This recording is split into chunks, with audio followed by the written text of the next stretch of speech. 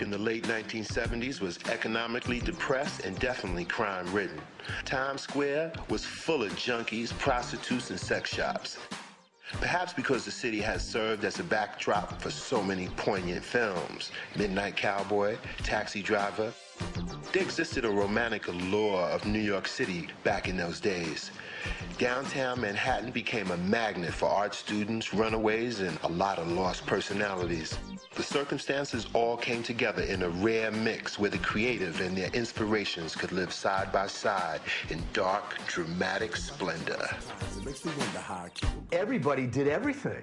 You had a band, you were a painter, you were an actor, you were a sculptor, a writer, you were a poet. You just did everything. People came here to be artists or musicians or writers or whatever. They could afford to live in Manhattan, and you could also spend time doing what you wanted to do. You didn't have to have a regular job to be able to be an artist.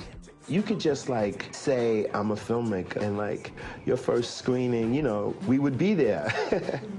And you'd be a filmmaker.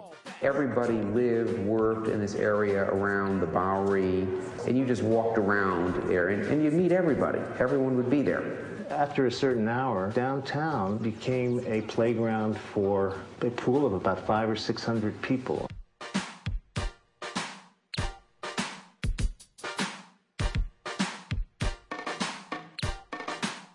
Howie Montag quoted the term Downtown 500. There were about 500 people who we all knew each other, and we all did various forms of art and fashion, and we all kind of